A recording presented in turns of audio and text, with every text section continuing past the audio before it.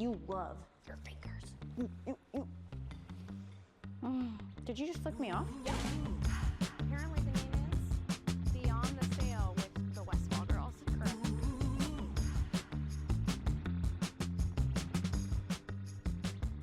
Let's talk about deal breakers. What is the name of our freaking podcast? Beyond the Sale with the Westfall. Okay, welcome to episode 3 of Beyond the Sale with the Westfall Girls. Okay, let's talk about, Like, what?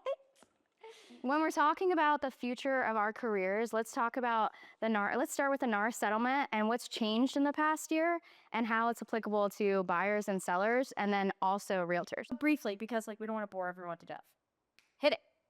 Okay, what's changed in the last year? A lot, but not a lot. We went through a ton of tumultuous changes with paperwork and buyer broker agreements and what's the matter? Isn't that a word? I think it is. Tumultuous? Okay, that's what I meant. I think so. Okay, let's start over. Let's just start over. In the last year, a lot was changed with the NAR lawsuit. But not really. I'd have to go with, we thought a lot was going to change, but in our day-to-day, a lot really hasn't changed. It's still the same thing that we used to do with just a little bit of different paperwork. So the question I get asked often is, when you're buying a house, who pays the buyer's agent? It's negotiable. Everything's negotiable. I think it is in the seller's best interest to offer compensation, though. Why? Because I've sold multiple houses recently where the buyers are spending every dollar they have just to buy the house. And if having to pay their buyer's agent a commission was factored into that, then I don't know that we would be able to buy anything. I also think that there is a ton of inventory right now, a lot more houses on the market. And if I show a house to my buyer where they have to pay me versus a house where the seller's going to pay me, they're more likely to pick the other house where they don't have to come out of pocket for their down payment, their closing costs, and on top of it now pay me. They're going to buy a different house. A lot of people too, it completely will disqualify them based on their debt to income because now they have to take a huge chunk of their down payment and apply that to their buyer's agent compensation, and they no longer qualify in general or qualify for significantly less. So basically, to summarize what you're saying, the seller cuts down on the possible buyers by eliminating anybody who has tight cash reserves. They may qualify for the home perfectly, but they don't have enough cash to pay their down payment, all their inspections, their closing costs, and their agent. The seller, on the other hand, is paying it out of their proceeds, so it's a lot easier. They don't have to come up with it out of their pocket, and they can just add it onto the price. It's really 6 of one, half dozen of the other, and do you want to appeal to more people or not? I want to appeal to more people. I want my sellers to appeal to more people. I want to put our best foot forward and do as most we can to sell the house. Especially in this market, if you bring in competition, it's only going to drive your price up. Where if you sit on the market stale because you're now asking buyers to pay for their own agent and nobody's looking at it, you're going to continually reduce that price. And then you're going to end up netting way less than had you just started at the right price and offered compensation. Do you have any listings not paying a buyer's agent? No. Do you have any listings not paying a buyer's agent? Nope. Do you have any listings not paying a buyer's agent? No, I have people that threaten it, but they never ultimately do it because they know it'll hurt them. You love your fingers. I don't have any that are not paying a buyer's agent.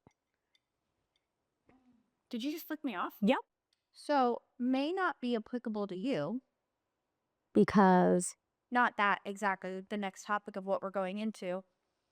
But AI is a big thing right now in the world itself. In real estate, AI is becoming bigger. So let's say when you're no longer doing real estate and retired, it's probably going to be even bigger. So do you think that we are going to be obsolete in the future, we being realtors? No. Did you call me old? Yes. I think the assumption is that everything that we do is one social media post and that sells the house, and it's just super easy, and that's why they assume, oh, AI is going to take over technology, you can schedule posts and yada, yada, yada. Things like knowing the inside and outs of the business and title work and permits, and AI can't do everything. They also can't do the personable stuff. Like, they're not going to help with condition of the home. AI to me is just another technology that's come around. I've been in this almost 30 years. When I started, we had legit metal keys and a book that came out once a week that had your listings in it. When we got online, To yourself, you just age. listen, when we got online MLS, we were like, woohoo! It literally looked like DOS, the first one.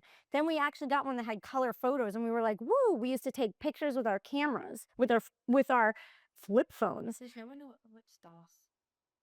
What's DOS? Never mind. Um, I mean, I remember taking pictures with digital cameras and downloading them to your houses. Now, we would never do that. Now, everything is professional photography, everything is video, and AI is just another add to that, but it doesn't take away our role. And similar to what we were talking about before, looking at the house and making suggestions on improvements that'll increase your value or improve your value or your return. That's impossible to do without physically viewing it in person and knowing what the returns are. Amanda, what do your customers find is invaluable about using you? Well, I know a lot of times, not just me, but you guys as well, we'll go into houses with customers and we'll give them that vision that they may not have walked into it with and tell them we can knock out this wall, we can do this, and we can improve this. And that kind of changes their view of the house. And I think a lot of times people struggle with that. And that's something that you can't really do just from a computer generated program. So That's true. when it comes to having vision and seeing the things that we've seen and done, it helps to have somebody with real life experience. And I also think something AI can't do that we do a lot of is play therapist. Like we do a lot related to the real estate transaction with permits and titles and inspections and condition and all of that, but we also do a lot of how are you feeling? Are you comfortable? Are you excited? What's making you nervous? A lot of therapy, a lot of like emotional support. So I don't think And a lot of translating. We do so much translating of like, what does this actually mean? How does this affect you?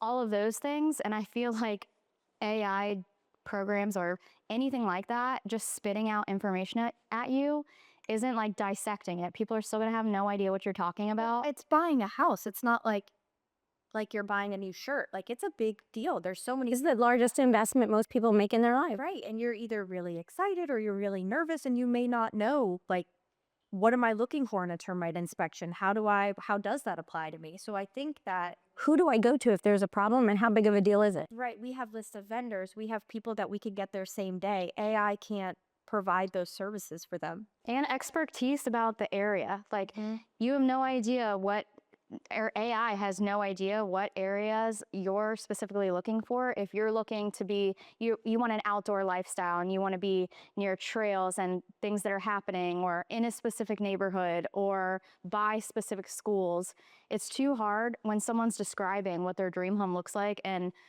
what they need to narrow that down unless you actually know the area and you know like what's happening in each neighborhood, what they can offer, what their setbacks are. You have to know. When we bought the house in New York, I didn't know anything. And we drove up there and we did a 6-hour loop. Like we were looking from Buffalo to Rochester to Syracuse, and we knew nothing about the areas. And where we ended up buying was 100% because my realtor was so good. She told me everything I needed to know about the neighborhood. I got text after text after text, and none of it was trying to sell me a house. It was telling me that while I was there for 2 days, I should go look at Letchworth Park. I definitely don't want to miss this. Even this coffee shop is phenomenal. You definitely want to try this restaurant. She told me everything about the area that made me fall in love with it.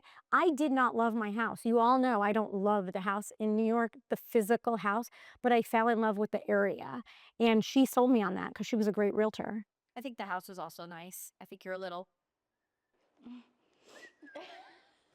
So I agree. Or things like there's a huge neighborhood up by me, super popular. The prices are like unbeatable. So of course, especially out of state buyers are sending me this neighborhood saying like, this seems like the obvious choice. But what they don't know is in the next like 2 to 3 years, there's a huge giant highway that's being built going straight through the center of the neighborhood. And only by being local would you know that. But I feel like if you don't know the area and what's happening all the time and future plans for the area, you can't do your client justice. Oaks. I also, yeah, just like Timuc Oaks. like to Gobes, or I don't want to say the name of the complex, but there is a buyer just sent me one and they said, I want to go look at this. And I said, no, you don't. They have an upcoming lawsuit for construction defects. And she's like, oh, never mind. Yeah. We're done. I think the other thing, I think to be a good realtor, I think one reason why when this whole NAR lawsuit came about and they started to change how buyer agent compensation was held and people started saying realtors are going to be obsolete, what our job really is we're problem solvers. That's what we do. We solve problems, starting with finding the right house and then addressing every concern and every problem that comes up along the way. And you can't even make a list.